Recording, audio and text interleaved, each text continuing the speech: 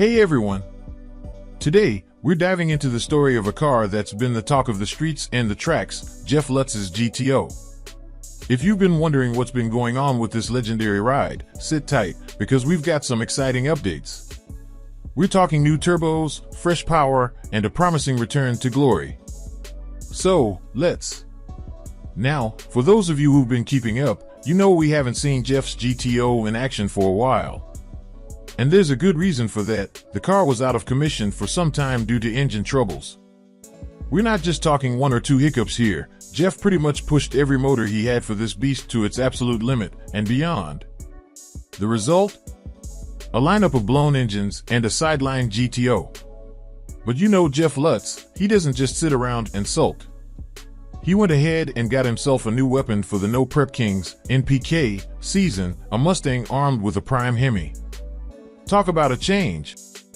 Jeff, who's been a big block Chevy guy for what feels like forever, stepped into new territory with this build. It wasn't just the car that was different, he swapped his tried and true twin-turbo setup for. Despite all these changes, Jeff proved he's a force to be reckoned with. Even with a brand new combination, he held his own. He didn't break into the top 5 of the No Prep Elite, but considering the circumstances, he did more than just pretty good. He qualified, competed, and showed everyone why he's A. But let's bring it back to the GTO, the car that holds a special place in Jeff's legacy. Over the years, we've seen this ride run with a big block Chevy twin-turbo combo, powering its way through competitions. Jeff had been using the same setup for years, refining it across multiple cars, from his iconic '57 Chevy to the GTO, even to Mad Max. We're talking decades of experience with these trick flow aluminum blocks, which, by the way, haven't been produced since around 2008. It's old school power A. Now, here's the exciting part, the GTO is back. Jeff recently got his motors rebuilt at Westside and outfitted them with a new generation of Precision XPR Pro Mod turbos. These turbos are cutting edge, but here's the question, are they 88s, 94s, or 98s?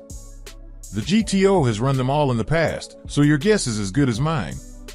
What we do know is that this setup is capable of some serious speed.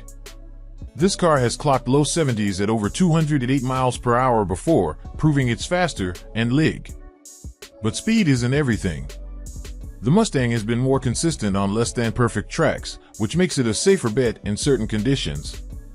That said, if the GTO gets a perfect surface to run on, oh man, watch out.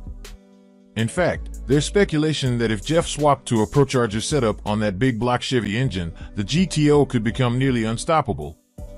Imagine the weight advantage combined with the raw power of a Procharger. It's enough to make any racing fan drool. So, what's next? For now, it looks like Jeff will stick with the Mustang for most of the upcoming season. But don't think for a second that the GTO is being retired. If the track conditions are just right, you better believe Jeff will be bringing it back to remind everyone why it's one of the fastest cars in his arsenal. There you have it, folks, the GTO is back in the game, stronger and faster than ever. Whether it's the Mustang or the GTO, one thing's for sure, Jeff Lutz isn't slowing down anytime soon. Keep your eyes on the track because this season is shaping up to be one for the books.